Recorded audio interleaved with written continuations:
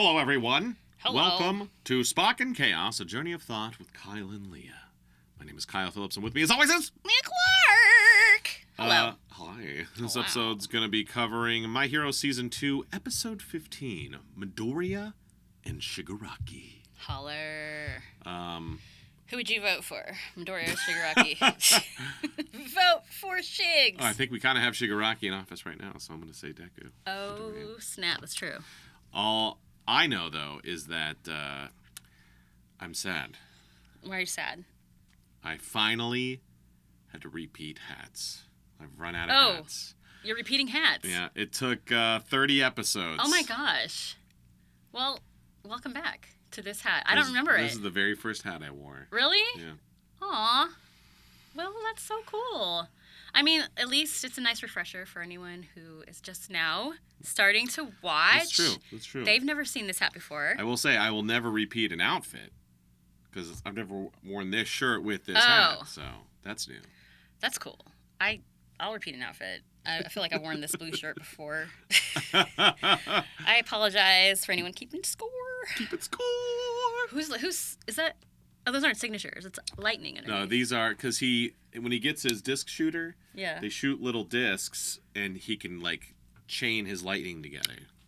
That's cool. Yeah. When does that happen? Later? I think season 3. Okay.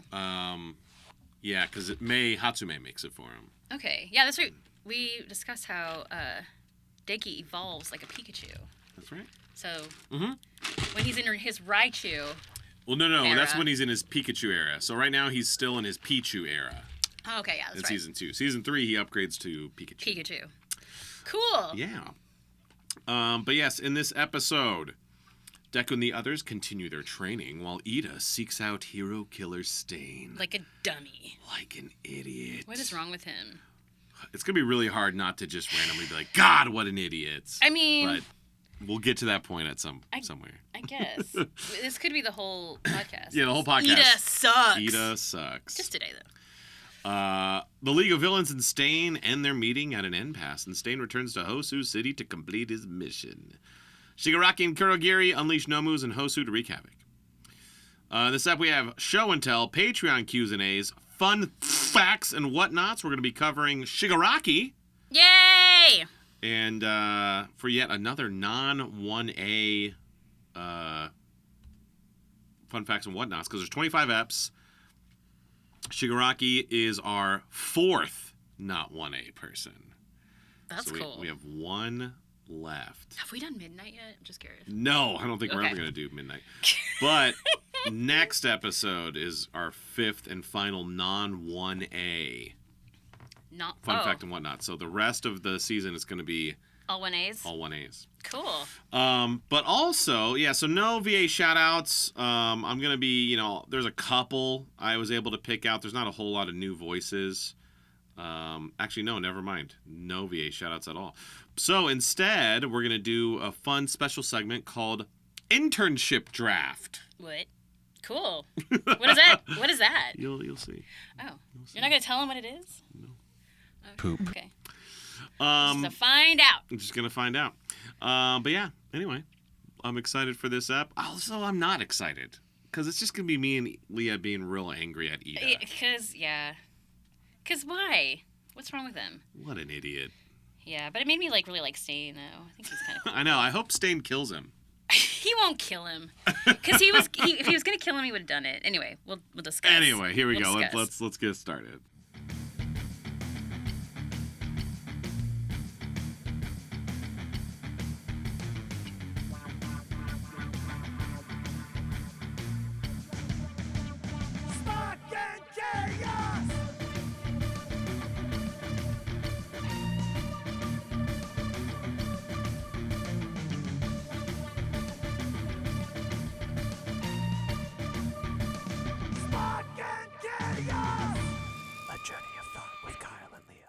All right, let's get started with per usual segment Show and Tell.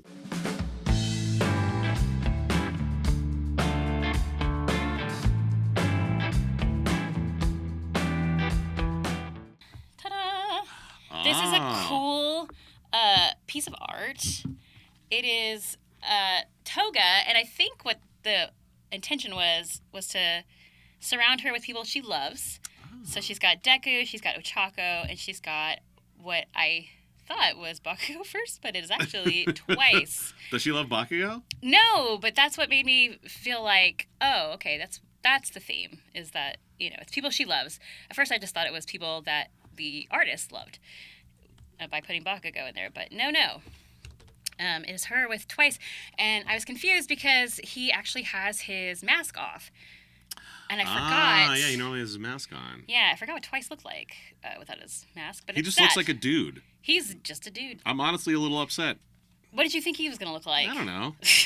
Anytime someone wears like a full mask, it's like they're hiding something. Something. I know. I don't really get why he has a full mask. He's just like a normal guy. Maybe that'll come up. I don't know, but... Because all the other villains don't wear masks. They're not hiding their identity. Yeah, no, they're full. We know who... Well, except for Shigs. Well, kinda. But we know he is Tomura James Shigaraki, the fourth Esquire. Because we all say his name. He's a full namer, apparently, in the show. I do like this art style, though. It's like... It's interesting. It's definitely not My Hero art style. Like... It's like she did it... Deku looks almost Hispanic. Yeah. Right? He does, and I don't... Oh. That's just a bunch of notes on the back. And I think it's from that person with that website, but I'm not quite sure. So I don't know how to shout it out. But if this is you, please remind me, because I do the thing where I'm like, oh yeah, I'll remember what this is, and I jot down stuff in a place, and I'm like, yeah, duh, dog cosplay. This is not the dog cosplay, but at some point somebody had a dog cosplay. I took a picture of it, and I wrote down their name. And hell yeah. But I don't know where the picture is. Anyway, if you are the owner of this, please let us know. I love it. It's cute. It looks like cosplayers almost. You know what I mean? Mm-hmm, mm-hmm. Cosplayers with really accurate cosplay. I like it. Yeah. Anyway, what do you have? Well, I like it. I have a snake. A Denki snake. A Denki snake. Somebody made you a snake. Yeah, and it's like posable and bendable. Actually, wow. I should do this. You can totally do that. You can wrap him around your microphone, and now he's just there. Farting. Cute. Oh. Oh, no. Oh, he slept. Oh, no. Oh, no. God. There he goes. Oh, he's cute. But yeah, he's a yellow, for you listeners, he's a yellow and black snake. I don't know, he's about what? Who is this, 2 feet? And he's bendy. He's bendy. He's mostly yellow, underside black. He's got a little lightning bolt on the side. So cute. That's how you know it's Denki. Anything yellow with a lightning bolt, you're like, oh, that's Denki coming. That's a Denki snake. Oh, it's embroidered. And on his right ear, what would be his ear, he's got the little communication device thing that Denki used once in the show and never again. Oh, wow. Okay, I was going to say, I don't remember him having that, but... Yeah, remember he did it one time, I think it was in season 1, he was like... Oh, he was like... Yeah. All Might, I think, was like, Denki, communicate with whatever. And he was like, oh, I can't, it's being jammed. Oh, when they were in the USJ, Aizawa did it. He was like, Denki, communicate with them. And he's like, what? It's part of his hero costume, but he never uses it. He forgets it at home. But yes, this is a very old gift I received. From where? Like which con? I could not. This is, I think, before the pandemic. Oh, wow. Yeah, so if this is you, please make yourself known. But I don't even know. That is so cute. This person's still in the fandom. Like, it's that old. They probably grew up and went off and have children of their own. That's right. I don't know, but that's really cute. It is. It's super cute. Everyone makes you stuff. Little snaky snake. I want a snake. I want a snake. Next person comes out, I want a snake or a rabbit or something. Make me something. Hold on. Oh, look at that. Here we go. Oh, he's a wrist snake. He can just chill on your wrist. You can attack. Let me see him. Look at that. Yes. Hang on. Dang it. How come okay, there it goes. It's resisting. Well, yeah, because you're not Denki. I know. That's his little rattle. He's cute. He's a little rattlesnake. Little rattlesnake. A little Denki snake. And if he bites too many people, he goes dumb Denki. Dumb you don't want that. Dumb snaky dank. Snaky? Or Denki? Snaky. Dake? Snanky. Snanky? Snanky. I like Snanky. Snanky Carminari. Sninky Hisanari. Hisanari, yes. Snanky Hisanari. There you go. But yeah, appreciate you guys. As always, we like getting fan art and gifts and stuff. Yes. If you're coming to a con near us, bring them. Bring them. Just remember to keep them travel size. Travel size, yay. I should just keep that Pikachu around as reference. Like someone gave me a big Pikachu and it just barely fit. Aw. I don't know where he went. Somebody gave me an Umbreon once. That's right. That's big, and it was squishy, and I sleep with it a lot. Marge used to sleep with it. Bring it. Because we determined last episode maybe Umbreon is Toga, like Denki is Pikachu. That's true. It makes me wonder if the other 1A people have Pokemon. Like, who would Deku be? Who would Deku be? I don't see anything. Lucario? I don't know who that is. He's a fighting steel Pokemon. He's that one. I know what he is. He looks kind of like an Umbreon. He's in Smash Bros. Lucario? Yeah. Lucario! He looks like a Umbreon that is like ready to fight. Let me see Lucario. Lucario? No, he's like blue? No. Yeah. No. Yeah. And is Lucario a rabbit? I guess he kind of is. Is he a rabbit? I can't tell if he's a rabbit or if he's like a Umbreon looking thing. I feel like Deku would have to have some sort of rabbit Pokemon, right? Yeah, maybe. Or maybe he's Eevee? He's been Eevee. Because he's Let still us figuring know. it out. I'm sure one of them knows. All right, let's start it.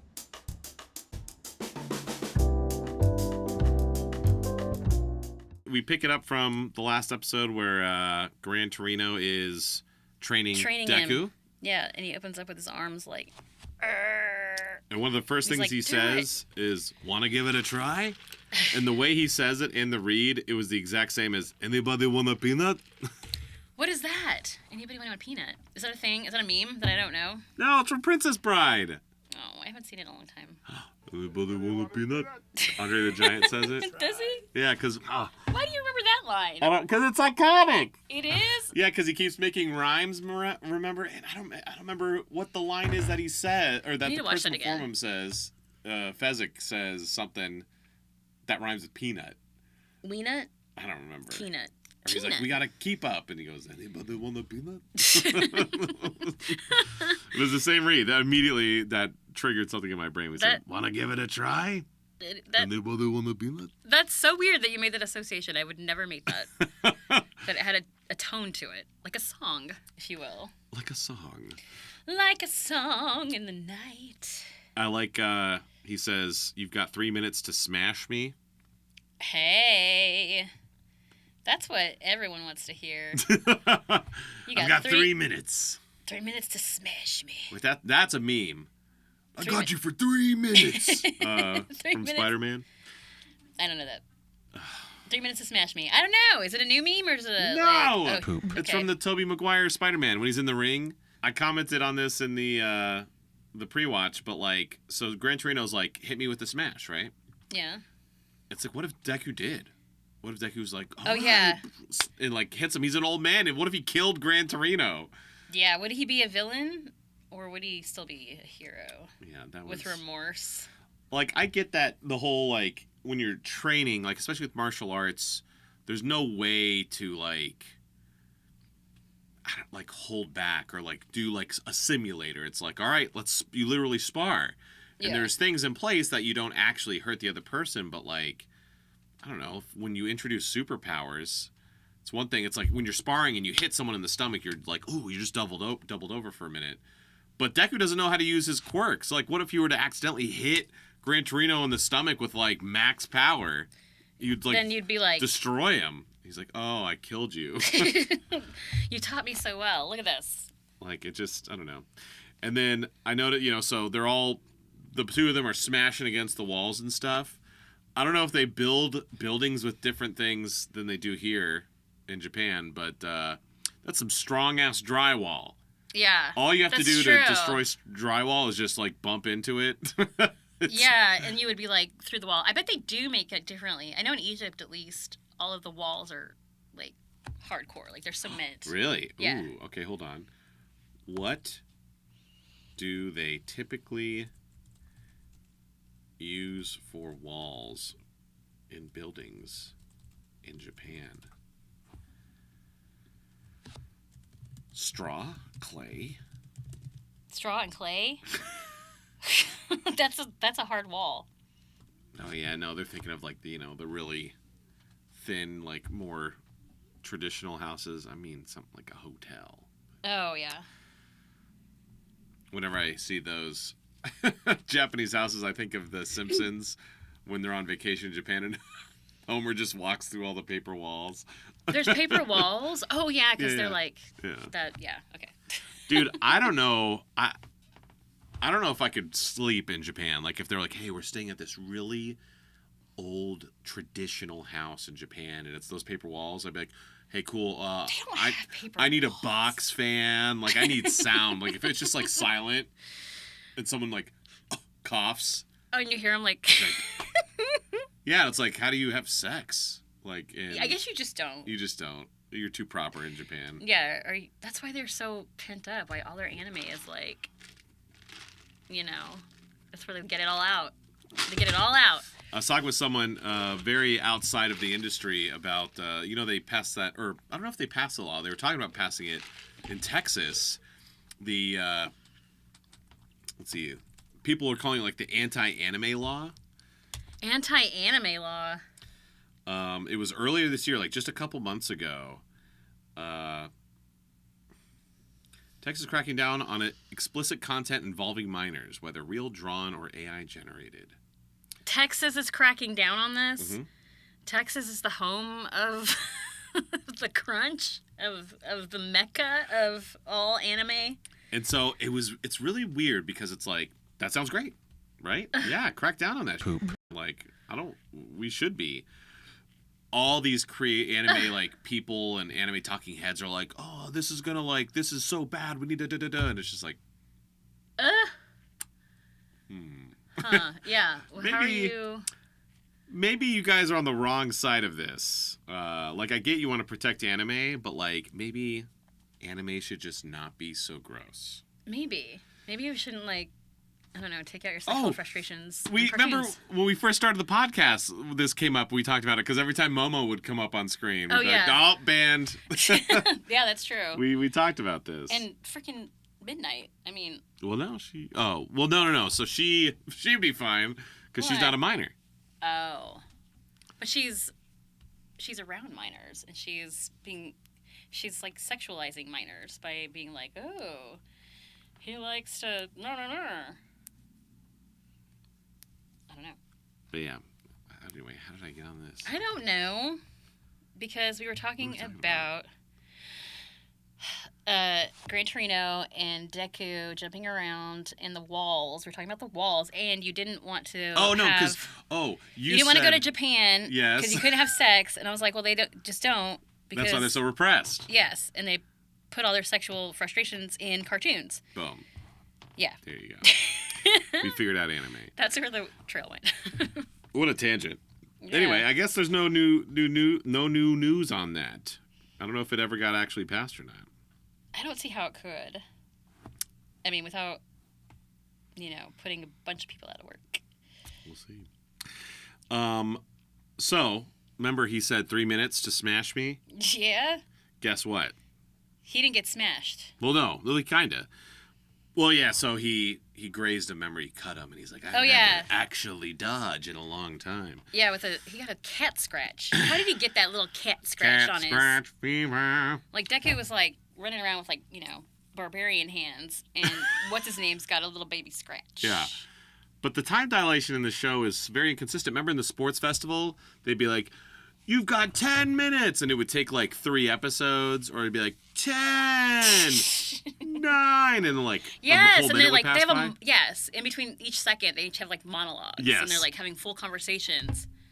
Well. 9! Yeah. At the 2 minute and 13 second mark, Gran Torino says you have 3 minutes to smash me.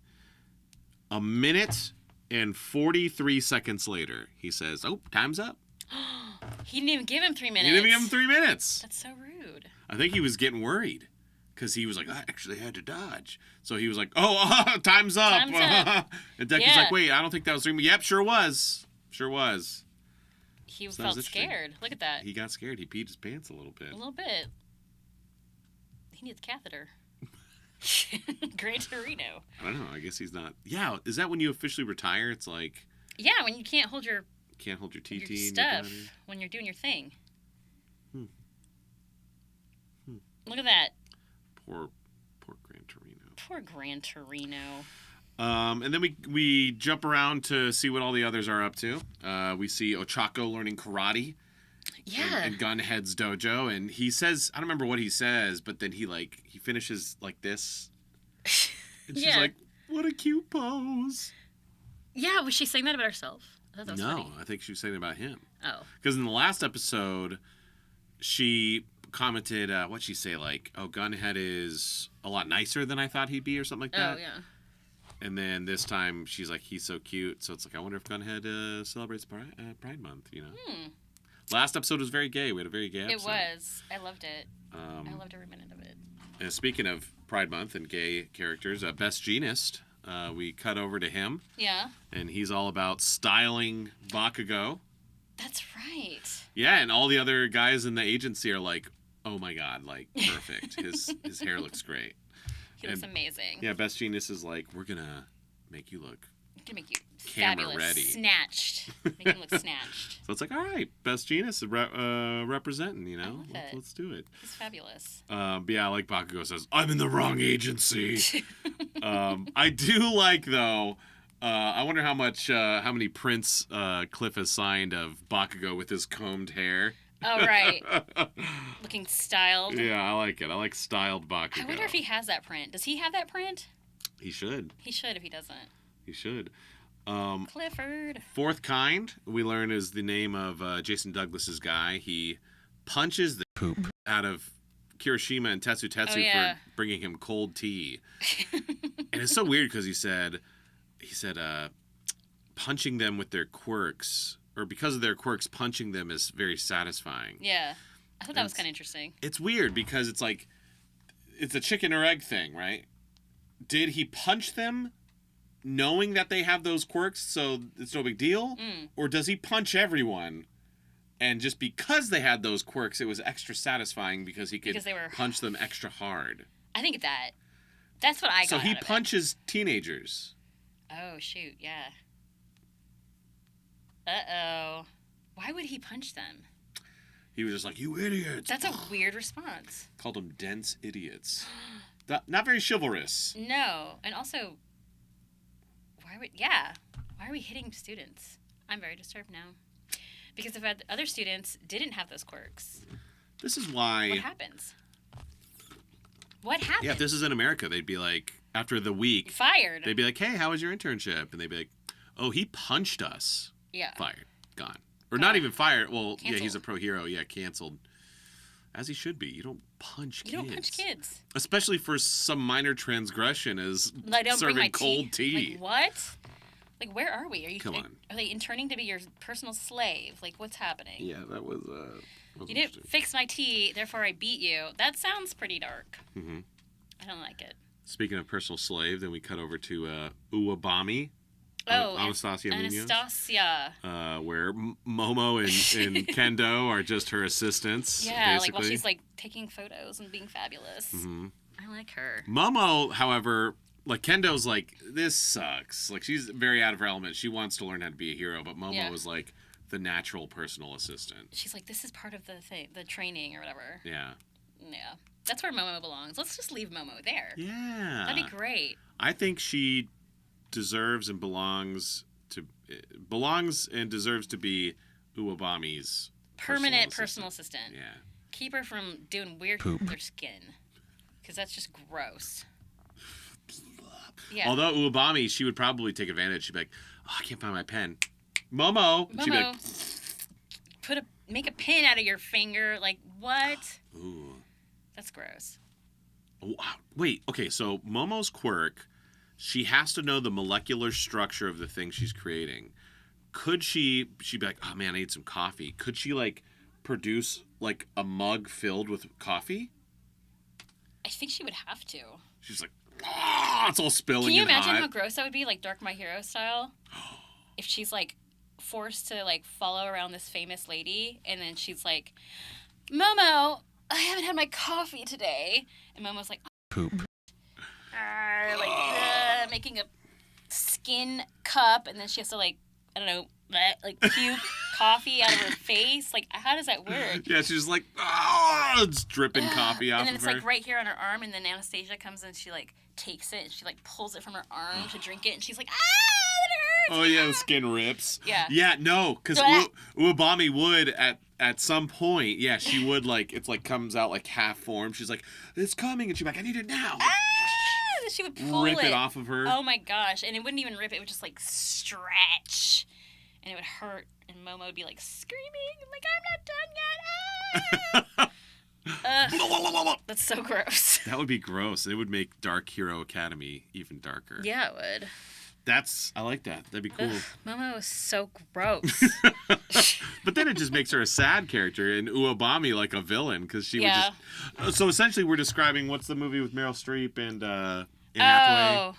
And Anne Hathaway. Devil Wears Prada. Devil Wears Prada, yeah. Yeah. In this scenario, but gross. Uwabami is Meryl Streep. Meryl Streep. Yes.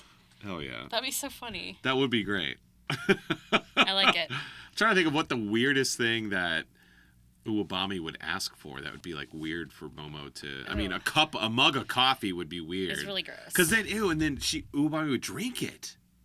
Yeah, out of her flesh cup. So disgusting. It's like, and where did the coffee come from? Like, did she have to like create it? Yeah. She had to like gargle and then like spit it in her coffee. It's so nasty. That's great. I love it. Ugh. I wish this needs to be explored. I know. I want it. Dark My Hero needs to be a thing. Well, let's cleanse this grossness with some Patreon Q's and A's. Okay.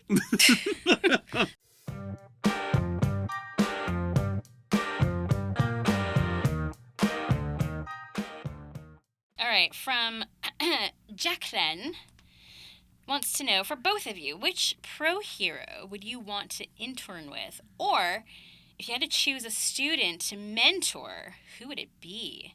Not your characters. Sorry, Kyle. I don't know. She knows. She knows you would have been like, well, Danky, of course, because he's the boss. Danky, the boss. Oh, my God. Okay, so the assumption here is that I'm a high school student. Yes, who do you want to intern with? Well, I think I would pull a Minetta and be like, Mount Lady. Oh, yeah, hell yeah. If I was like, oh, yeah, let's do it, but she obviously would be like, it would be the same thing. Like, I think I would know, though, that she would obviously not get with the student. And right. She would just make me do chores. And Poop. Oh, that sucks. So, man, which of the pro heroes? It depends on what my goals and aspirations as a teenage. If I'm basically Danky, who does Danky intern with? Did we ever learn that? We did. Don't remember who. Is interning with the Lurkers, Edshot, Kamui Woods, Mount Lady, alongside Sarah, Minetta, you are and with Yubara. Okay. Mount Lady. That's cool. Okay. Headshot. I mean, okay. Honestly, yeah, I'd probably go there. I didn't realize they're all in the same agency. Because it's like, ooh, I get to look at Mount Lady. Hey. But Kamui Woods is cool, and so is Edshot. So I get actually some cool stuff, too. What's Edshot? Edshot, I think that's Bergmeyer's character. Oh. But he's like a ninja. Okay. And then Kamui Woods is Spider-Man. So honestly, yeah, I'd probably go with that. Cool. And then if I could choose a hero or a kid to mentor, if I was a pro hero and wanted to mentor a student, yeah. I mean, I feel like I'd have to mentor. Well, I would say Todoroki. Yeah. But now it's like I feel like I'd want to mentor Iida because he's being such a farting dummy. Yes, he needs guidance. He does. But I feel like Iida's gonna get over this hump and then it'll be fine. Todoroki has the more long-term need. Yeah, that would have been my choice. Yeah. And basically, I'd just be like, all right, for your internship, you're going to therapy. That's it. What about you? If you were a high school kid, hero hopeful, who would you intern with? And then who would you mentor as a pro hero? I feel like I want to, like, explore this Uwabami chick. Is that her name? Did I say it right? Uwabami. I don't know. Something like that. Anastasia. Yeah, I just feel like me as like a high school kid would see this person, and based on what she said in the gay episode, I would be like, I want to see what that's like, and I don't know, I would want to be like teacher's pet and stuff, like just because I don't know, I imagine that I'd be like, yeah, let me see if I can like get her to like want me, and then like not do anything about it, but and then also it would be just kind of cool to be around like somebody famous, and I don't know what they're learning as far as being heroes, but I'm assuming it's all pan out, so I'm gonna trust that. And yeah, I would mentor, man, either Todoroki or Bakugo, because he needs to learn to like control that anger. We need to stop focusing on secondary emotions, which is what anger is, and we need to bring it back to the real emotion, figure out what unprocessed sadness he has, and figure that out. And I think he would be cool because he does have like one of the coolest quirks, I think, and definitely the coolest outfit. So yeah, he just needs to calm down. So yeah, I would take on Bakugo. Okay, there you go. Yeah. Thank you, Jacqueline. This one's from Craig Draws. Who loves to lick blood more, Stain or Toga? Lick blood more? Yeah. Who's more into blood? Oh, Toga. Toga's more into blood. Is she? Yes, because Toga, like, blood is her main objective because she believes that if she drinks your blood, she can be like you. And that's her mentality. She's like, oh my gosh, I need to... Oops. Oh my gosh, my phone is like recording everything I'm saying. That's so weird. Stop. Yeah. Like, blood is her thing. I don't think Stain's not looking for blood specifically. He's just looking to kill heroes for whatever reason. Toga definitely is looking at blood specifically because if she can ingest the blood, which is your life and your being, she can be you. So. Now the question is, does she like blood more than Dexter? Oh. Who collects blood slides? I think it's about as much. I think it's on par. On par? Okay. Yeah. I think Dexter's just a little bit more controlled. Toga's unhinged. Okay. What do you think? Oh gosh, yeah, I guess Toga. Toga. Although no one loves blood as much as Dracula. That's true. He's the king of love and blood. Yeah. City vampire. That's true. I think Toga's number 2 though. Number 2. Dexter 3, Stain 4. Yeah. Okay, I like it. But I don't know, does Stain like blood? Maybe he does. He does. He's always got his bumpy ass tongue hanging out. That's true. Ugh. It is really gross. I feel like Stain likes blood in that it's satisfying to know that he did this work, and it's like the reward. So he's like, yeah, I killed him. Look at me eating its blood. Whereas Toga's like, I need your blood so I can be you. You know what I mean? They both like it for different reasons. So. No, yeah, I got you. That's my thought. I like it. There you go. Boom. Appreciate y'all for the questions. Mm-hmm. As always, remember, if you would like to ask a question and potentially get it answered, you got to join that Patreon. Patreon.com/KPF Productions. Boop, boop, boop, boop, boop, Back to the show.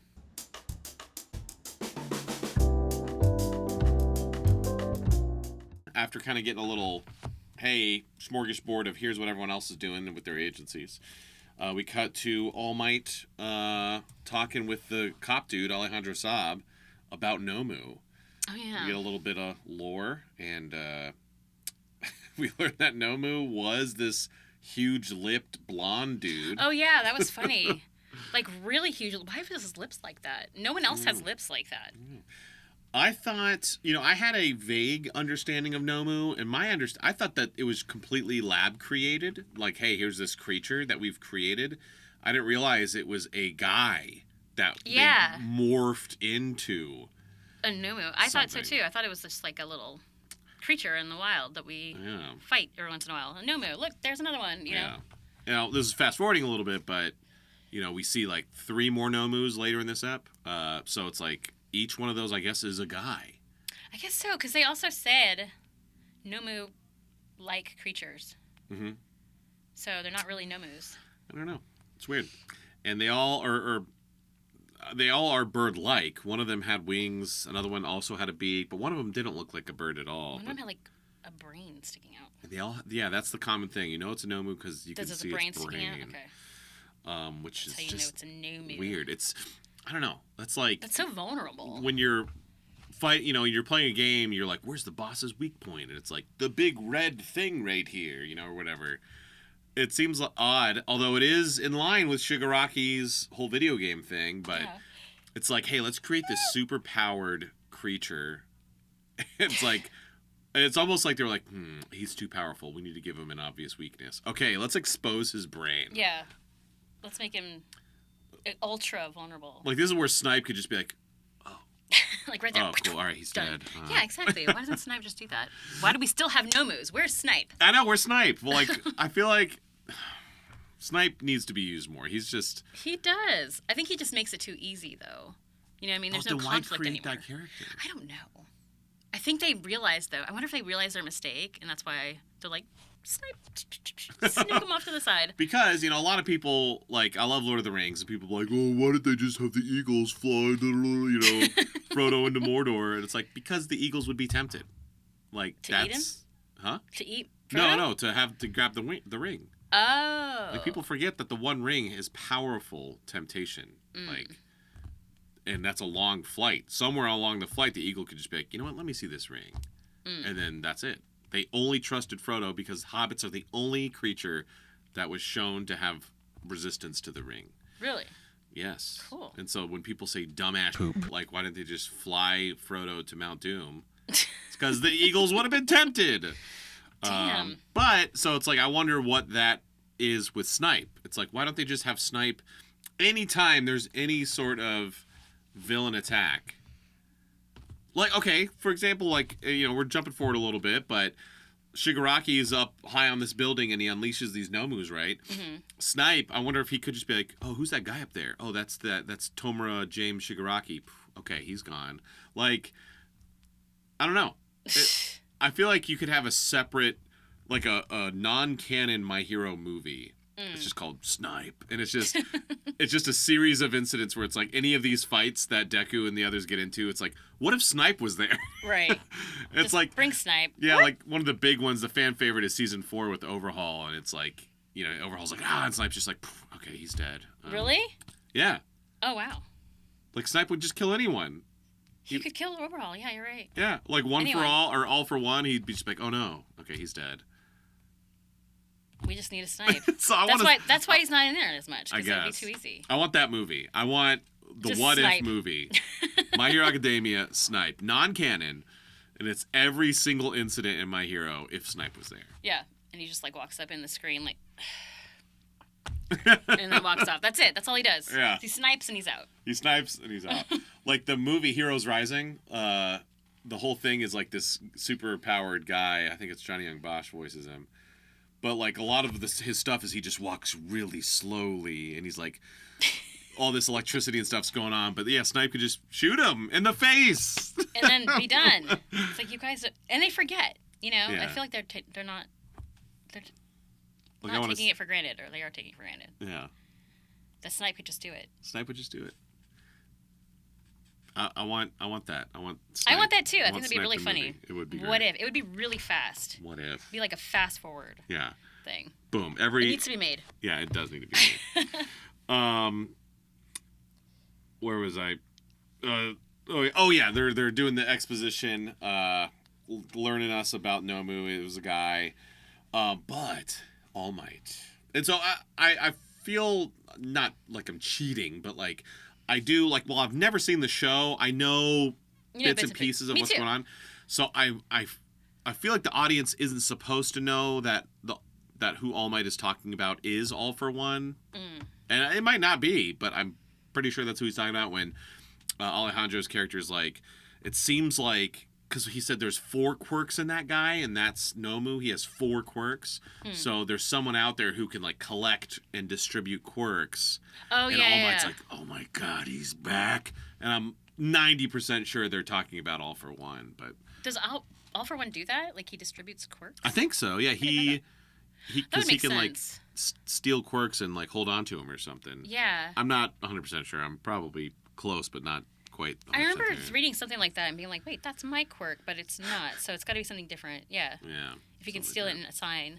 But they keep it real vague because we don't know that All for One is. We don't even know that All for One exists yet.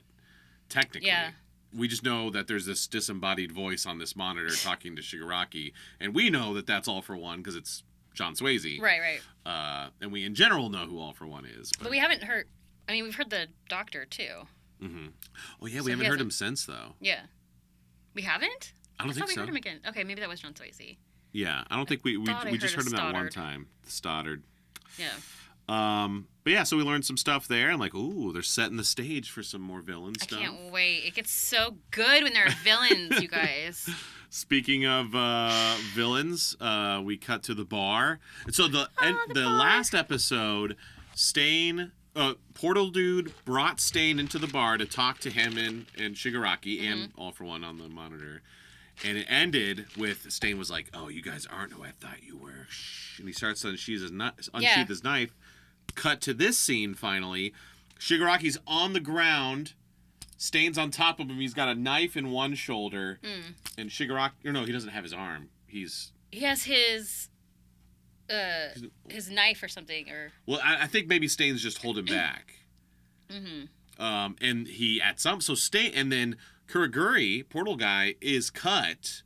Because we learn later... The Stain's quirk is that he can somehow freeze people if he makes them bleed.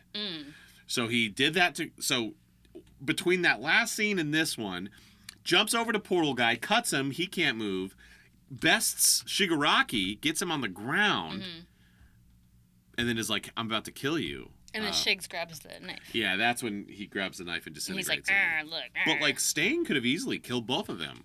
So like power scale wise, power level, Stain is up here, and then like Shigaraki, and then like Portal Guy. Yeah.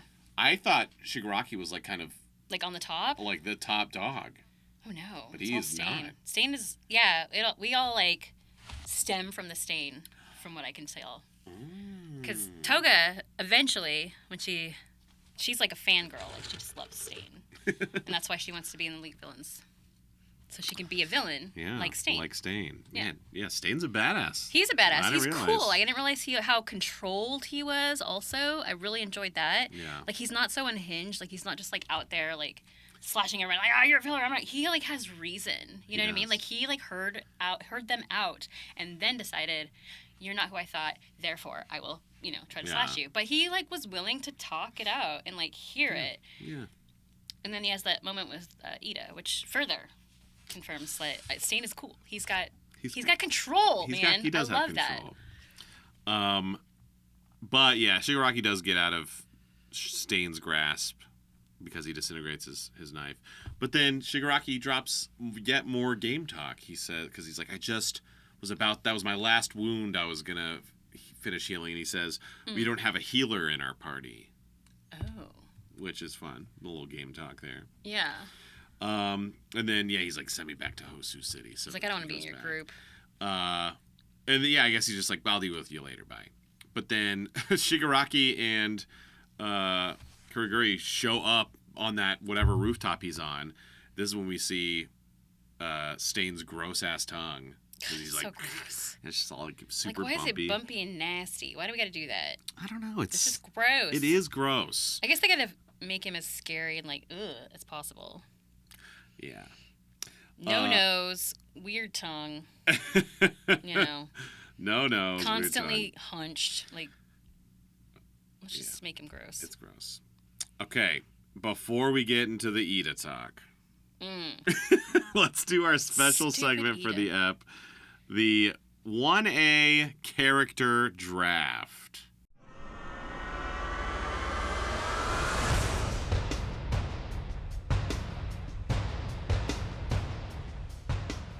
So the way this segment is going to work, this is just a fun little character draft. So the some of the 1A characters, they get drafted into these agencies. So we, and of course they're drafted into agencies within the My Hero universe, of course, because it's the My Hero show.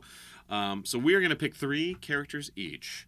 And we are going to select mentors for them that we think would either be cool or funny or a perfect match or whatnot. Mentors. Okay. So I'm going to pick Denki, Froppy, and Sato. Leah, who are you going to pick? I have Ochako, Bakugo, and Todoroki. All right. Do you want to go first? With one or with all of them? Oh, we'll do one. We'll go back and forth. Okay. Yeah, I'll go first. Okay, who do you think?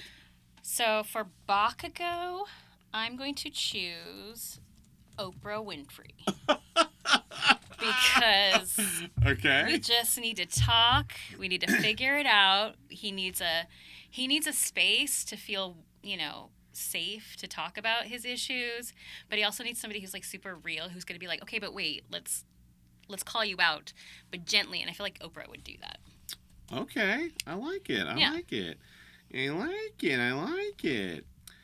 I'm going to start with Sato. Sato is which one? Sugar Rush? Sugar Rush. Okay. I feel like he's not a lost cause, but like as far as like physical, like his quirk, I feel like he's got a good handle on it. He's the 4th best puncher.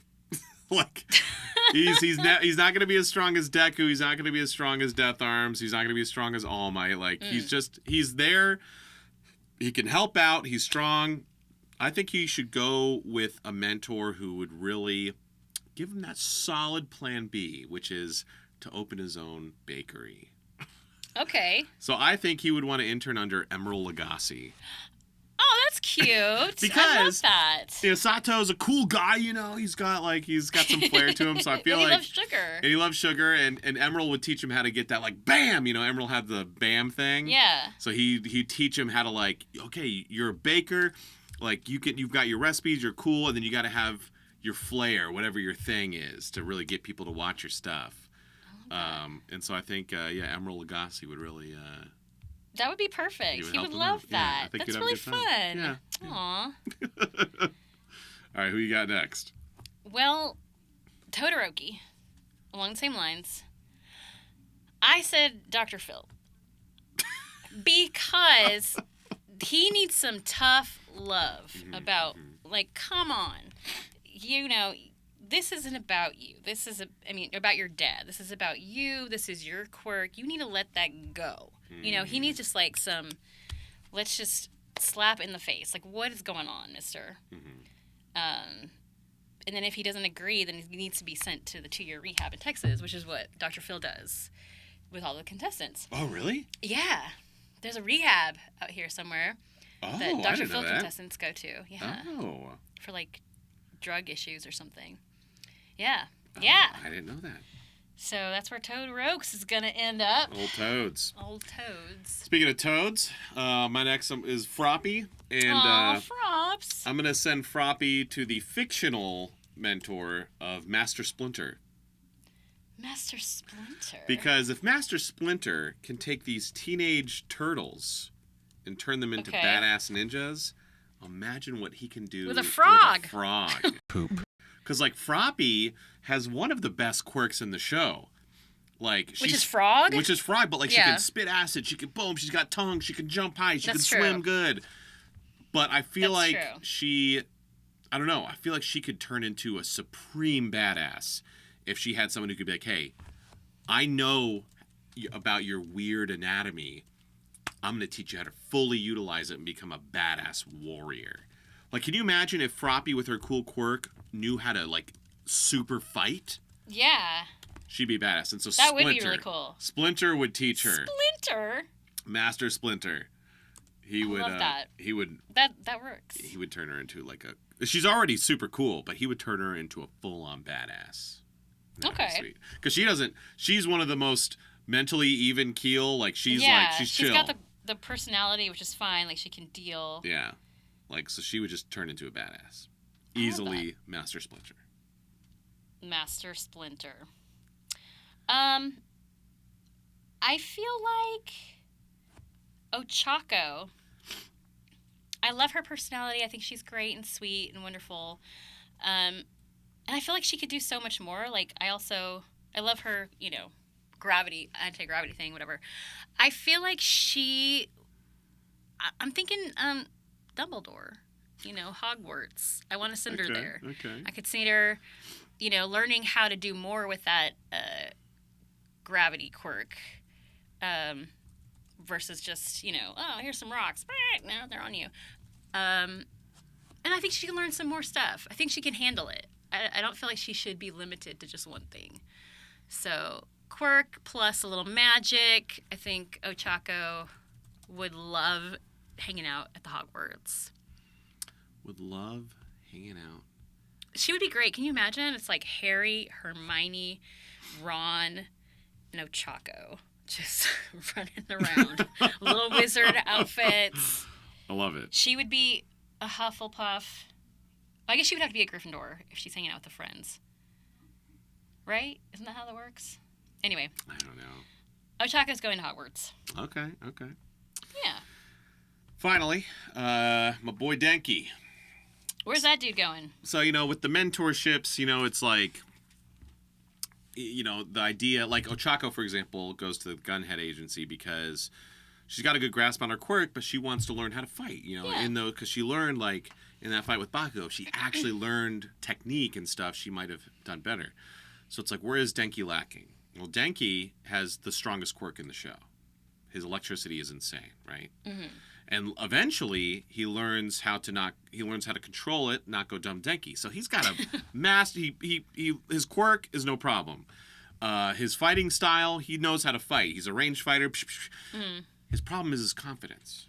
Because if he was a melee fighter up close, all bets are off. All you need is 5,000 volts of electricity to kill someone. Yeah.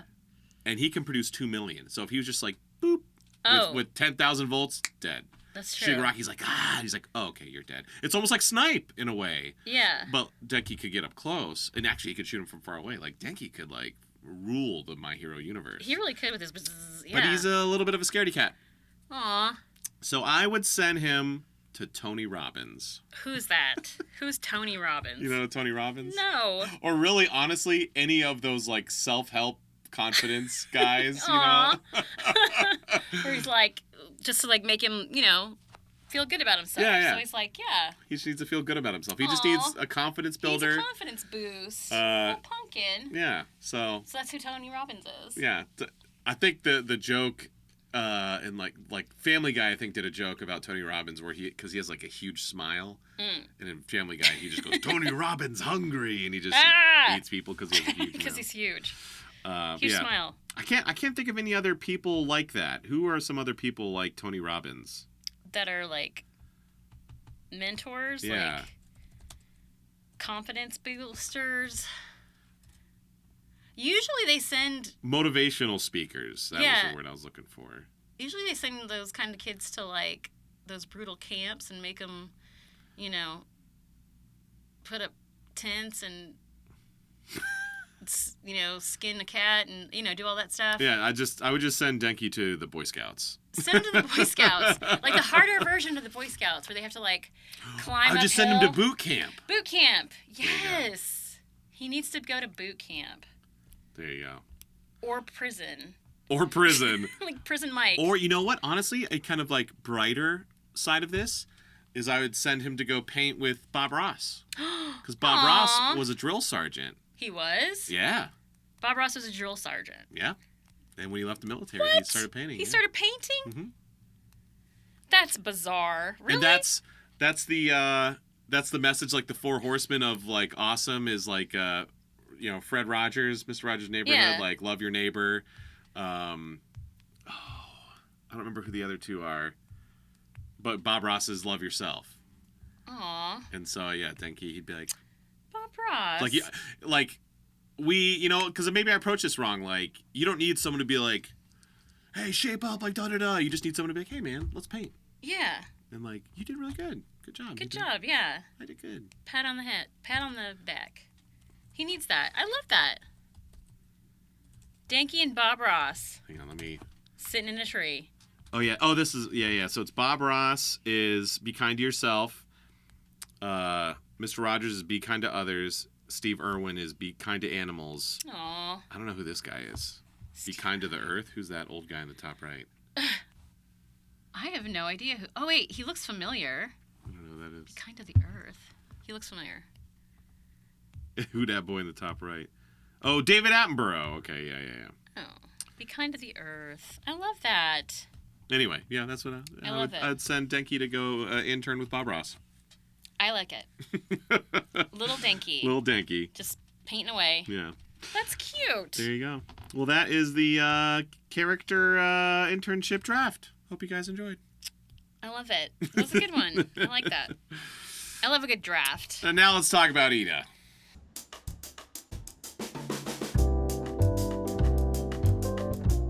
So I said now for a couple episodes that he's an idiot. If he doesn't have a plan. And he technically could still have a plan. Like, I'm just waiting for him to reveal. I don't think he has a plan. I could see him, like, he wants to go in, element of surprise, let me kick him. That didn't work immediately. But I could see him being the kind of guy being like as Stain's like, time to kill you. And he's like, grenade and, like, sacrifice himself in honor of his brother. Like, it'd be like, okay, like, you didn't have to do that, but at least that's something. Yeah. But it really seems like, I think we'll need one more episode. And we saw him the next time on, he's like on the floor, almost dead. But if legit his plan was to find him and attack him, Iida's farting idiot. Iida is an idiot. And it seems like that's the case. Like, we still technically have one more episode where maybe there's some sort of plan. I don't think there's a plan. I think that maybe Deku figures it out, and maybe Deku conjures up a plan to help Iida because Iida's an idiot. Yeah, so the next episode, the next time on, it's Hero Killer Stain versus UA students. Yeah. So I feel like what happens is like you said, because Deku's there, so Deku's going to show up and bail out Iida. Yeah. But UA students, is it Iida and Deku? I think Deku calls in the troops. But he had to take a train to get to Hosu City. Oh, yeah. So no one else is there. That's true. So it is just going to be Deku and Iida. Deku and Iida versus Stain. Because I guess it would be... Would it be a weird time? So it's Hero Killer Stain versus UA students, Hero Killer Stain versus Iida and Deku. It'd actually be shorter. Yeah. But I don't know. But anyway, they wanted to keep a surprise. They're like, who are the students? Yeah, that's true. You're right. So, but it's even the normal hero manual says, like, he figures it out. He's like, hey, bro, I feel like you joined my agency to go after Stain. Like, don't do it. And he, like, has this great monologue where he's like, using your quirk for selfish reasons. Yeah, it's not good. It's, in fact, illegal. Yeah. Like, people trust us. Yeah. Because there's these and, like, he has that whole thing, and Iida's just like, cool, I'm gonna kill Stain. And, like, I know, and I thought that once he gave that monologue, I was like, okay, cool. That's just how Iida stops being an idiot. For a split second, I thought that after that monologue, Iida was gonna be like, he's right. And then, like, maybe Stain was going to jump him or something. I'm like, okay. And then he can self-defense. We're all good. Yeah. He can self-defense, but, he can't just, like, go in and, like, charge. Yeah. Pardon. But no, he's an idiot. He's just like, okay, yeah, cool. No. But, yeah, he even says no. Mentally. But also, like, Stain gave him a warning, too. When he, like, looked at him. Yeah, okay, yeah. So then Iida, I guess, randomly is like, what's down this... I just bit myself, sorry. Are you okay? Yeah, I'm good. He's, they're, like, running because there's the explosions. Because Shigaraki's there and sends out the Nomus and they're wreaking havoc. So Manuel's like, come on with me. And then Iida immediately is like, what's down this alleyway? Goes down the alleyway and Stain's there, currently killing a hero named Native. Oh, yeah. And Native. I've never heard of that guy. Nah, I haven't either. He was a pro hero. He was a pro hero, Native. And, yeah, so the only plan Iida could have is, like, I'm going to jump him. Element of surprise, knock him out. I'm a hero. But Iida, like, goes in foot first. Stain knocks his helmet off. And, gives him a warning. Because, like, Stain is a bad guy, but he has his code. And he's like, who's this child in he's like, this you're suit? a child. Get out of here. Yeah. Like, a truly 100% evil person would be like, witness, kill him. Right? Yeah. But he's like, get out of here, kid. Yeah, he's like, there's no place for you. What are you doing? Get out of here. What's wrong with you? And he says, I see vengeance in your eyes. It's not good. Yeah. He gives him a warning. And so here's the thing, right? Iida is a kid. Mm-hmm. If you come like, you hurt my brother, and like you're like, I'm gonna hit him in the head. I'm gonna do some damage, even if he takes me out. I'm gonna hurt him. Mm-hmm. Stain is just like, what? Takes and like you'd think like a kid would be like, oh, I'm in over my head. Seeing him there, it's one thing to hear about like, you know, this bad guy who's killing heroes. Like in your head, it's like I got him. But then to actually be there and like see you him, would feel his presence and his evil. Yes. And like for him to just take you out like that, like you'd be like, oh, like, okay. I should not have done this. Like Iida even says, what am I supposed to do with all this hate? All this burning hate. That hate would be gone in an instant. He'd be like, poop. Okay. He would poop his pants and be like, oh no, what have I done? So here's what you're gonna do. You're gonna go home and you're gonna cry in your pillow, and that's it. That's right. That's what you do with your hate. But nope, he's an idiot. He's an idiot. He's just standing there, just snarling. And like it's so, because Iida, like at first I was like, no, I don't like Iida. But then it's like, he's actually kind of funny. And like, he had a really cool, like, couple, like, instances where, like, you know, he's friends with Deku. But then he has that moment where he's like, hey, man, we're friends. But like, I need to be your rival in the sports festival. Yeah. Like, that was like, there's some cool moments that Iida had. It seemed very mature. It seemed very mature. I mean, he was the hall monitor. And then this. Yeah. Like, what an idiot. I hate this. I already hate this trope. I It's so lame. It's so stupid. It is I kind don't of dumb. get how anyone is watching this and thinking like, yeah, what a badass. It's like, no, he's an idiot. I think that's what people think, though. I think they watch it and they're like, yeah, go Iida. You're sticking up for your brother against this dude that's going to kill you. You're a good guy. Like, I feel like that's what it seems to be, that's what the target is. I think that's what they're going for, but it's really dumb. Like, those of us who know better are saying, listen, child, go be a child. Go back to school. Stop trying to, you know, get out of here. It's just so frustrating because I mean, we could just talk circles around it, but I just expected so much more out of Iida, and this is just so frustrating and disappointing. I mean, I can understand. I mean, he's grieving, and he feels bad, and he feels like he needs to do something, and that's the thing with grief is, like, it's love with nowhere to go, and so he's trying to put it somewhere. Yeah. This is just the wrong place to put it. So we'll see next episode. We're going to see how Deku and Iida are going to be fighting Stain, I guess. Yeah, and the consequences of being an idiot. What happens? So I guess the only way that this would like make it even close to okay is as long as he learns a lesson. I feel like he will, like unlike like Bakugo and like Todoroki who've like never learned any lessons. I feel like Iida will, but even still, like if he gets out of this unscathed, which we know he does. Obviously he does. He's got a pop figure. What a lucky dude. Like holy crap. I wonder, I hope it's something like, I hope Stain like talks some truth into him. That's my dream. I hope that Stain, like, sits him down and he's like, listen, here's what's going to happen, kid. Yeah. I'm going to slash you open and you're going to die just like your brother, or I can let you go. You know, there is still a chance, you know, maybe, Stain will talk to him and maybe Iida, well, but they fight, I guess with the title.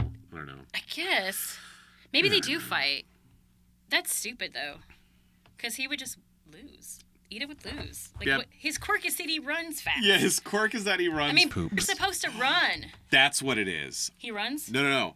So remember, Ingenium is like, you know, his older brother is like, you are Ingenium.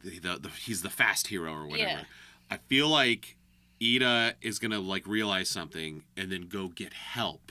Oh. He's gonna find Deku and bring him, and then I guess they're gonna fight Stain. Because that's what I was saying. It's like, okay, originally, people were like, oh, but yeah, he's blinded by grief and rage. Like, yes, he's had multiple days. No one is blinded by rage for multiple days on end. Yeah. And so I was like, the only way to be okay, like, in that same situation, I'm like, F this dude. Hey, Deku, Ochako, whoever. Yeah. Let's go. This is the plan. I know it's reckless. I have to do it. Let's go. And they'd be like, we got you. Mm-hmm. So I think he's going to finally realize that. And he's going to be like, I should. Because a few times now, Deku's been like, we're friends, right? So I think Iida's finally going to be like Stain's going to say something like, your friends aren't here to save you or something. Iida's going to be like, I should have brought my friends. And he's going to use his Ingenium quirk to go run and find Deku. And then be like, Deku, I should have done this in the beginning. Poop. Found Stain, help me take him out. And then Gran Torino's going to be like, oh, yeah, an actual villain. This will be a good test. Yeah. And Gran Torino will be there kind of watching. But what about that rule, though, that you can't kill somebody for yourself? Well, I think at this point it becomes moot because Native is there and is dying. Okay. So that's my prediction. Okay. But yeah, that's how the episode ends is Stain and is out killing Native and maybe is about to kill Iida. Shigaraki and Portal Dude are on the roof sending out no-moves everywhere. And just sending out no-moves. Deku's on a train with Gran Torino and a random hero gets blasted through the train. Oh, gosh. And so Deku is like, what do we do? So a lot of cliffhangers. I know. So we'll see what happens next episode. Yay. All right. I can't wait. I'm excited. Hell yeah. We're going to end as we always do with a character profile. I feel like there's probably going to be a better episode to do him on, but why not since he's all over this one. And his name's in the title. We're going to do Shigaraki.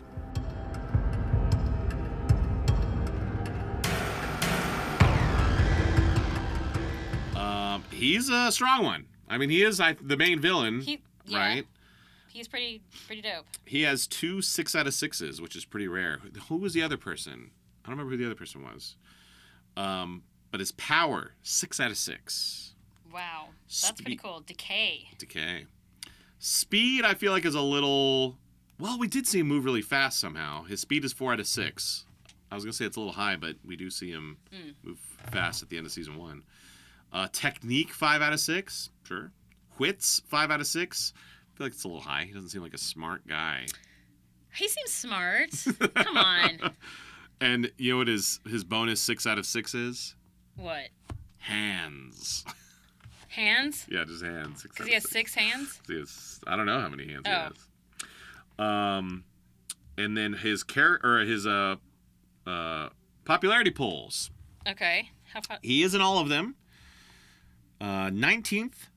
So this is in order, 1st through 9. Okay. 19th, 16th, 15th, 24th. Whoa, what happened? 6th. Okay. 10, 18, 12, 17. Interesting. Yeah, so... He went from 24 to 6. Yeah, so something happens between season 4 and 5. I assume that these polls are all at, like, the end of a season, although there's 9 of them. Maybe it's at the end of, like, a manga volume or something. Oh, that makes sense. But, yeah. I wonder what he did to fall so far. I don't... Yeah. 24. From 15th to 24, back up to 6th. Yeah, and those are his popularity poll results. That's exciting. What do you got? Well, one of them, I thought it was kind of interesting because we saw him doing this little scratchy scratch thing. Oh, yeah? Apparently, we're going to see that a lot because it is a psychological stress response that he has. It's written into his character. Oh. Yeah, so it's cool. So he scratches, what does it say? It scratches when he's under stress and when he has an identity conflict. He scratches more the farther he feels from his true self. Oh. And it gets worse when he's not allowed to act on his rage. Tomura James Shigaraki IV's Esquire's preferred types of video games include PvP, like League of Legends, though he would often break his monitor in frustration from playing with bad teammates or getting trash talked. He later grew fond of simulation games like TCG Shop Simulator, which I'm currently obsessed with. What's that? TCG Shop Simulator? Yeah, it's like you own a trading card game shop. Oh, really? Uh-huh. And I have actually a My Hero mod. So, like, TCG Shop Simulator, natively, it's just, like, made up, like, I think it's Tetramon. It's like, it's like Pokemon, but yeah. you can open cards and put cards up for sale. Da-da. Oh, really? So I have a mod where it's all My Hero stuff. Oh, that's cute. Yeah. Where is it on? Steam, PC. Oh, cool. Just assume every game is on PC or Steam. Oh. It's never on the Switch. Shut up. The Switch is great. That's falling out of favor for me. Is it really? Even the new one? This is supposed to be bigger and better? No? No. It's like, I don't know. I feel like this happened to me when I was a kid, too, where I grew up, I was a hardcore Nintendo kid. NES, SNES, and 64. Mm-hmm. And the Xbox came out, and I was like, oh, like, that looks enticing. And then Nintendo was like, oh, does it? Guess what? Here's our new console with Oh. all the same games you've been playing for 10 years. Really? Yeah, because it's just like Mario Kart, Mario Party, but, you know, it's just like, Oh, let so me try this Xbox thing. Yeah. I have Xbox. The Switch got me back into gaming. And Mario Odyssey is a great game. I love Mario Odyssey. And Smash Bros. And I don't know, but like Switch 2, it's just like... What? I don't Is it know. boo-boo? Do It's you like, have it's, it? No. And I have no interest in getting it. It's supposed to have a bigger screen. It's slightly bigger screen. Oh. Slightly better graphics. Oh. Guess what? Mario Kart. It's just like... Oh, so it's the same games. Yeah. Like you don't get like a Game Pass situation where things Yeah, I don't know. I'm just like... come and go. I mean, what would make me get it is when they announce a new Mario.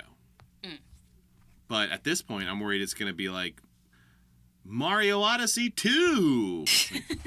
Well, I play Skyrim on there. Girl, I've been What? playing Skyrim since 2011. Oh. Like, But it's on the Switch. I didn't know it was on the Switch. I was Yeah. playing it on Xbox for a while. I don't know. So I'm if you got the Switch 2, like, cool. I hope you're enjoying it. I heard it's good. I don't know. We'll see. It's just not different enough for me. That was the cool thing about you can hold it Nintendo. in your bed. You can just like nee. No, yeah, for sure. But I mean, the Switch will not be going away for a while. Like, Yeah. you can still play your Switch. I'm not going to spend $500 I can't believe it's $500 on the new system, and then these games are like $70 at least, if not Oh, wow. 80 or 90. Like, That's lame. I'm closer to getting a Steam Deck. What's a Steam Deck? So Steam is the biggest video game client in the world on the PC, and so it's there. Like, so all the Steam games I own, Yeah. I can play them portably. Oh, that's fun. The only reason I haven't gotten it is because I play keyboard mouse. So then going to joysticks, I don't know, for some of those games, we'll see. But I do want to get it because like there are times like typically like when I'm on the road like at a con or whatever, I just read. Yeah. But like there's been a couple times now where like I finished my book earlier than I expected, so then I have like nothing to do. You just whip out the Switch. I stopped bringing it. You stop bringing the Switch. Yeah, because I'm like, dude, what games do I want to play? Like I got the new Zelda game, Echoes of Wisdom. There's a new Zelda game after the Tears of Kingdom or whatever. Yeah, it's like separate storyline. Oh, okay. So it's top down, which I really because I didn't like Tears of the Kingdom or Breath of the Wild. Why? I like Breath of the Wild. Why? What's wrong with it? What's wrong with it? It's cool. It looks like Skyrim, sort of. Okay, well, I'll talk about it for a second. Okay, what? Why? So, The Legend of Zelda: A Link to the Past is my favorite game ever for the Super Nintendo. Love that game. Original Zelda is great. Link to the Past is basically just that game, but better in every way. Okay. Ocarina of Time comes out for the N64. Like, top 5 favorite game ever. Love Ocarina of Time, right? The GameCube comes along. And originally, Craig, it would be impossible to find, but there was a magazine. It was called Electronic Gaming Monthly, I believe. And they were showcasing the new consoles coming out. So this is 1999. Poop. The PS2. Microsoft is entering the video game wars with their Xbox. What? Oh, wow. Yeah. And then good old Nintendo is coming out with their new system called the Nintendo Dolphin.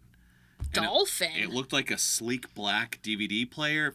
And the exciting thing was finally they're going to join the disc generation. You'd be able to have your system double as a DVD player. Oh, wow. And they showed a screenshot of Link and Ganon clashing swords, like in cool graphics. Nice. And I was like, oh, hell yeah. Like, I can't wait to get the Nintendo Dolphin. But the more they showed the Xbox, it's like, oh, what's Halo? That looks pretty cool. Like, well, what's okay? You like all those shooter games, though. Well, I didn't necessarily back then. Oh. I mean, I had played like Doom and Quake and stuff, but I was more into like adventure games. And I love RPGs. They're my favorite. And then like the summer before that Christmas when all these consoles were coming out, Nintendo was like, oh, it's not called the Dolphin. It's called the GameCube. It's this stupid purple box. No. Remember how it played DVDs? It's going to play these mini discs, which What? is a format no one has ever used and no one ever will use. So remember how you were going to watch movies? Not anymore. Can't even listen to music. Sorry about you. Remember that cool screenshot of Link and Ganon clashing swords? Scrap that. It's What? now Wind Waker And it's this cartoony, stupid-looking Zelda game. Oh, no. That's all it took for me to be like, F you, Nintendo, I'm going to Microsoft. Oh, wow. And I went to Xbox, and I never looked back. But then a couple years into the 360's life cycle, I just kind of stopped playing games. I didn't play games for like almost 10 years. No way. But then the Switch brought me back. Because I was like, man, you know what? I miss Mario. I miss Zelda. Like, I miss these games. And everyone was talking about how awesome Breath of the Wild was. Yeah. I was like, you know what? Let's do it. So I got a Switch, and I got Mario, and I got Zelda. And I was like, well, I got to play Mario first. And Mario Odyssey was amazing. Great game. What's Mario Odyssey? It's basically a Mario 64 remake. Okay. But it's incredible. Great game. So it's like, all right, time for Breath of the Wild. Yay. And I played Breath of the Wild, and the whole time I'm playing it, I'm like, this doesn't feel like a Zelda game. Why? What's wrong with it? It's cool. I stumbled upon the Lost Woods early in my playthrough. Okay. And I'm hearing the Lost Woods music, and there's the little Kokiri children and the Deku tree. I was like, oh, finally, this is Zelda. And there's the Master Sword. Oh, my God. The MacGuffin of the Zelda series. Like, there it is, finally. Yeah. Now it feels like a Zelda game. Let me pull it out of the stone. I don't have enough hearts yet. No big deal. I'll come back. So I'd get a couple hearts, come back, try and pull it out. Didn't work? Didn't work. Finally, I have enough hearts. I pull the Master Sword out of the stone. Hell yeah. It's the weakest weapon in my arsenal. What? So then people go like, oh, no, it doubles in strength when you're around these specific monsters. Guess what? Those specific monsters are barely in the game. Which monsters? The, like, ancient technology monsters. Oh. You come across them in the dungeons, which there's 4 of in the whole game. Poop. And there's, like, barely any monsters in these dungeons. There's no puzzles. There's no special items. All your weapons break. I was so pissed, I stopped playing it. I eventually came back to it and beat it and was like, oh, cool. The last boss is this cloud. It's a cloud? Yes, Calamity Ganon. Like, as a Zelda fan, I was so upset because it's the worst Zelda game I've ever played. What? However, it is a really well-made game. Yeah. So, when people would ask me about Breath of the Wild, I'd say, are you a Zelda fan? And if they're like, oh, yeah, sure. I'm like, you will enjoy that game. Mm. But if they're like, I love Zelda. What's your favorite Zelda game? Ocarina of Time. Don't play Breath of the Wild. You will not like it. Really? Because it's not a Zelda game. Aww. It's like, if you took Assassin's Creed and Skyrim, put them together and watered it down, that's Breath of the Wild. Watered it down. And the Tears of the Kingdom is, I just never got into it. I would see some cool clips of people making, like, the craziest stuff, with that mechanic. It just didn't drag me in at all. Poop. And I was like, maybe I'm not a Zelda fan anymore. And I went back and played Link to the Past, and I crushed it and loved it, and it was so amazing. And it's like, Dang. So I know I'm in the minority, and people are like, he's such a contrarian. Contrarian. It's just not for me. Wow. I mean, that was my first experience with Zelda. Breath of the Wild is? Yeah. Oh my God. Because my friend Bridget, who does my toga, like, she's obsessed with Zelda. Like, she loves it. Like, that's her. And she likes Breath of the Wild? Mm-hmm. But does she like the old Zeldas? Yeah. She said Link to the Past is her favorite. So. And she likes Breath of the Wild? Yes, she loves it. We played it, like, till 4 a.m. together. She does all the shooting and stuff. I just explore and make stuff. Because it's my favorite part. Is Tears of the Kingdom the making stuff? No, it's like Breath of the... I haven't played Tears of the Kingdom yet. Oh. Well, I got stuck on Breath of the Wild when Link, my little Link, was running and it started raining and I kept getting hit by lightning and dying. Well, because you had metal in your inventory. Yeah, and then I tried to, like... I dropped a lot of it, but I needed it. Well, you don't have to drop it. You just don't have it equipped. Oh. Like, so if you have a metal shield, you just swap it out. You can still put it in your inventory, but you just wear a wooden shield, and you won't get struck by lightning. Same thing with your sword. Oh. You put your sword away, and you pull out a stick or whatever. Yeah, God, that's what they say. I didn't know. But this is before, like, I got better at games, so maybe I'll go back. That was, like, my first introduction. No, go back and play Link to the Past, and you'll be like, wow, this is way better. Is Link to the Past, though, is it, like, that old style, like, almost like Stardew looking? Yes. Okay. Cool. I like that kind of stuff. I like Stardew. So, yeah. Anyway. I also liked Tears of Mana or something of Mana. Secret of Mana. Yeah. I love Secret of Mana. Do you really? See, that's my jam. That's Bridget's favorite game. What about Chrono Trigger? She talks about that too. Yeah. Chrono Trigger's amazing. Really? Yes. What is that about? Is that like... Here's the thing I've learned. Games these days, I'm going to sound like an old fogey, but I have this realization. Games, there's always that conversation of, are video games art? And I was a strong advocate for, yes, they are. Yeah. I don't think they are anymore. What? Why? Of course they are. They've got writing, they've got character development, they've got art. Sure, but like then it's just they're just turning into movies, which is art, but also art. Yeah. The thing that made video games a unique art was like in those older days, the technology was crude enough where like when you're playing A Link to the Past, you're not hearing any voice acting, you're not like the story was simple. And so your imagination filled in the gaps. You imagined what these characters sounded like. You imagined... Oh, yeah. You flushed out the story and you used your imagination. That's what was so great about that. You get super sucked in because of your imagination. Now it's like when you play, like, people are like, oh, you got to play Last of Us. And it's just like... What's Last of Us? It's a movie, but it's a game. It's just like... I don't know. It's just like... that's not why I got into video games. Yeah. And... I still enjoy playing video games, but I don't know. I feel like the magic is gone. Oh, really? Yeah, I don't know. I mean, I really like Skyrim, and I haven't found anything that is kind of like it. Like, I like when you just go anywhere and do anything and explore. And... But see, there's another example. It's like Elder Scrolls. That's Elder Scrolls 5 is Skyrim. Elder Scrolls 3, Morrowind, is there's another one. Vastly superior to Skyrim. Really? Yes, because that whole, like, I can do whatever I want. You literally can do whatever you want in Morrowind. Skyrim, they for some reason introduced children. They're like, hey, there's children in this game. Oh, yeah, they're like running around and they ask for money. Yeah, but like if you were to kill someone and a child sees it, guess what? They are an indestructible witness to your crime. Oh. Because they put children in the game and then they're like, you can't kill them. And I'm not advocating for killing children, no. But like, why are they in the game? Like, because they're just in the game. Because like part of like so. You're not supposed to kill all of them. I know, but like in Morrowind, you can commit a crime because you can do whatever you want, and you can commit a crime. And if someone sees you commit that crime and they're a witness, they go to report you. You can kill them. Oh. You're like, no, witness. I'm gonna kill you. You can't do that in Skyrim. The other thing with Skyrim, and I do really like Skyrim. You can go to jail in Skyrim. You can go to jail in Morrowind as well. Oh. And in Oblivion, and it actually started with Oblivion, but in Morrowind, you can kill anyone in that game. Poop. And if you kill someone who's really important to the story, oh no, it tells you, ooh, this person's really important to the story that you just killed. You should reload your save. Really? And it warns you, but you're like, no, I want to kill him. In this playthrough, I'm a crazy psychopath. Yeah. But starting in Oblivion, if someone's important to the story, you can't kill them. They're just knocked out. Oh. But then they are an indestructible witness to your crime.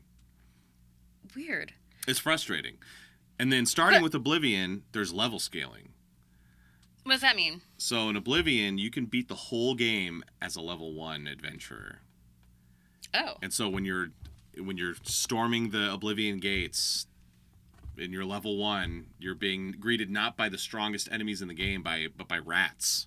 Really? Yes. That's weird. Because basically what they determined was like, no matter what level you are, we're gonna make it so that like, whatever enemies you encounter, it's on your level. Similar. They don't do that in the Skyrims. Well, because it was really bad in Oblivion, and then they pulled back in Skyrim. But Morrowind, there was no level scaling, so you'd be like, "What's this cave over here? Let's explore." And you'd go in, you get your ass beat. Oh shoot! And so you'd pull out your big paper map and be like, "Okay, I'm going to go back to that cave later because it's strong enemies in there. There's probably something really cool in there." Yeah. And that was so awesome because you'd explore this vast world and like sometimes you get your ass beat. Sometimes you'd have a really easy time of taking out these enemies and you're like, your reward, you'd be like, oh, I don't, lame reward. But, you'd go in and just go to town. Yeah. But like it was so cool because it felt like a really fleshed out world as opposed to Oblivion where they just like hand you the world on a silver platter. I heard that Oblivion was like unhinged and ridiculous. Well, so people love Oblivion because of the memes. It's honestly, of the 3 modern Elder Scrolls, it's my least favorite. It's still a good game, but yeah, they messed up a little too much, and then they corrected with Skyrim. And Skyrim is a really good game, but it still has some of the same problems. Also, Morrowind is the only Elder Scrolls game where you can fly. You can fly? Yeah. How? You can buy wings or what? You can take a potion, or if you go down like the magic path, yeah, you go to the Magic Guild, like you can learn that spell to fly. Oh, cool. You can't fly in any other Elder Scrolls game. That's fun. Yeah, because Morrowind's great. But if you were to go back and play Morrowind, like the graphics are just bad enough, and like the game is a little too glitchy. So if they were to do so they just did Oblivion remake.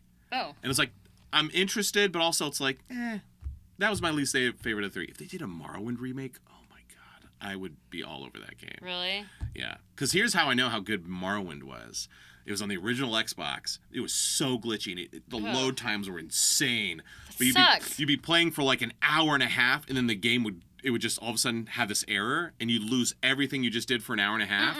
Any other game, you'd be like, I'm done playing for today or whatever. But Morrowind, you'd be like, oh man, well, let me just reload where I just was, and you'd do all that hour and a half again. No, because you had horrible. So much fun playing the game.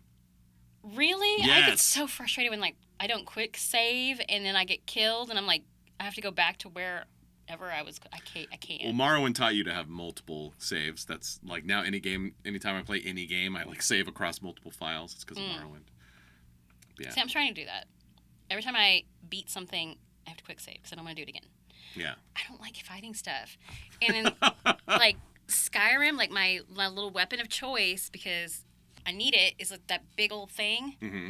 It's like a 33 like damage or something. It's like a war hammer. Oh yeah. But it's like so clunky, and every time I'm like trying to like hit something, like I'm turning around, and it's just like I don't know. I'm assuming like a sword you're a lot easier, but yeah. See, that's what's great about Morrowind. If you want, you don't have to fight anyone. Really? You can go live a life as a hermit and just forage and be an alchemist. And I love that. I love to steal things.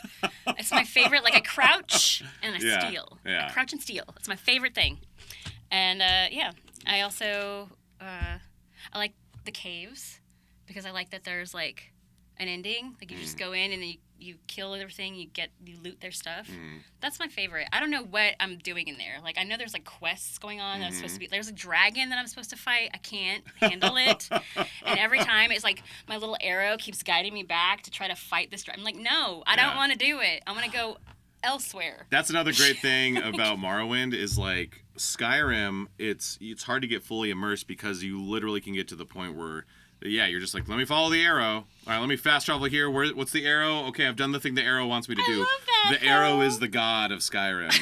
But in Morrowind, like, unless you have to kind of take notes, because like, really? Your journal, like in Skyrim, you can like sort your journal and like you don't even have a journal on Skyrim. Yeah, but it's all like. It's like quests and stuff. It's all sorted. Not in Morrowind. No way. If you have a journal, and so like a real journal, if you come across someone who's like, hey, will you help go to this person, you're like, oh, okay, and you add it to your journal. Really? And you're going down the road and you meet someone else, you add it to your journal. And you go to someone, oh, yeah.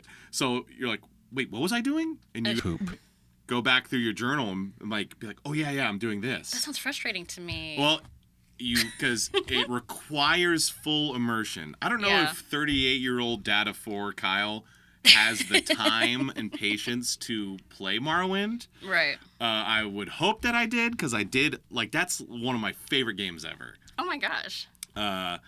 And I hope if they were to do a remake, I hope they keep it the exact same, because it would be interesting to watch these Gen Z dumbasses who grew up on modern games try to play Morrowind, and they're like, "Whoa, where's the arrow? Where's the arrow? Wait, where's the?" It's like, yeah, it's an actual video game. It's not a hand-holding simulator. You have to actually like think. Yes. Oh, I hate that. Like you got to do these like in the quests were all uniquely designed.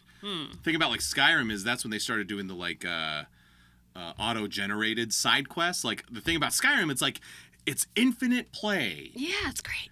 But a lot of them are very samey, because it's like how you do A and B to get C, and like basically it's like a Mad Lib. That's what quests are, right? You do things. But that's the thing in Morrowind. It's every quest, every side quest is meticulously designed.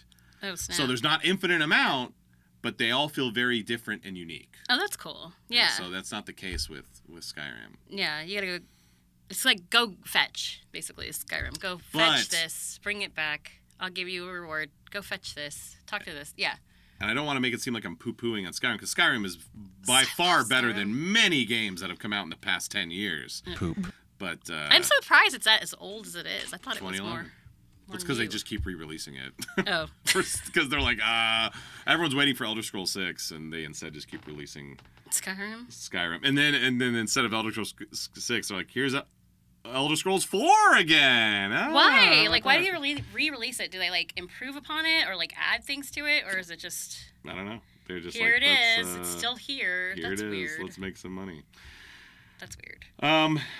Anyway, that's my video game rant. Shigaraki's a gamer. That's the fun fact. That's where it came from. Oh, yeah, no. Literally, this all came from... I said he later grew fond of simulation games. And you asked what that was. And then we ended up... where we were. Destroyer So God. to finish this literal sentence, he later grew fond of simulation games after All For One suggested he play something else other than the PvPs that he was getting frustrated with. In the manga, Tomura's speech bubbles are drawn with jagged edges. And then this is spoilery, but I don't know what it means. But after regaining his memories, they are drawn normally. This is reflected in the English dub of the anime, with Tomura's voice being light and raspy, but after regaining his memories, it becomes less raspy and gets a slightly deeper tone to it. Oh, I hope we do that. So I'd have to, I know, I'll have to ask Eric the next time I see him just to be like, is this true? Was it coincidence? I feel like he'd be like, what? Yeah. I don't know. I don't know. Just did it. Yeah. Anyway, do you have any others? I have one last one. I do. Fun fact is that in the early My Hero Academia drafts, Shigaraki was going to be much older and more like a charismatic revolutionary. Oh, okay. Yes. But Hirokoshi decided instead to show how trauma and neglect can shape a villain. So he made him younger and tragic. This makes me think that Horikoshi, like, I wonder what trauma he's had in his life. So much. Because all of his characters have some sort of, like... dad issues. They all have... He has dad issues. I bet you anything. If we could, look it up. He probably has dad issues. Bad. All right, the last one I have is the Japanese voice actor Koki Uchiyama shares roles with Max Middleman, who in Fate Apocrypha. I know who Max Middleman is. I don't know what he sounds like, so I'll leave it up to you guys to decide if he could be Shigaraki. Austin Tyndall in Ancient Magus Bride. Oh, totally. And while his character in Ancient Magus Bride doesn't sound like Shigaraki at all, Austin could definitely have done Shigaraki. 1,000%. If only based on his Tokyo Ghoul character, right? Yeah. Maybe that's why, they're probably too similar. Yeah. Ben Balmaceda in The World Ends With You, the animation, a show I directed. I also directed Ancient Magus Bride. Ben, I don't know that he couldn't not do it, but I've never heard him do anything like Shigaraki. So, I mean, Ben's a great actor, so I know I could give it the old college try. But, and then Matt Shipman in Blue Lock.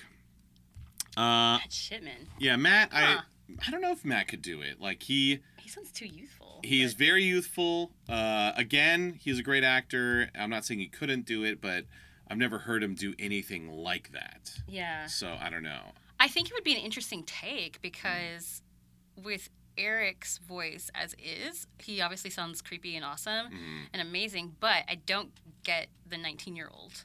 But I wonder if somebody like, Yeah. I wonder if, Austin would have been interesting to hear, because Austin, I know, we both know, could do the creepy, raspy stuff, and he would sound a little younger. He might have sounded younger, too. That probably would have fleshed it out a little bit more. Yeah. But, I don't know. Who knows? Eric probably sounded just like Eric when he was 19, so. Yeah, I know. I don't think it matters. But yeah, really appreciate you guys. Hope you enjoyed.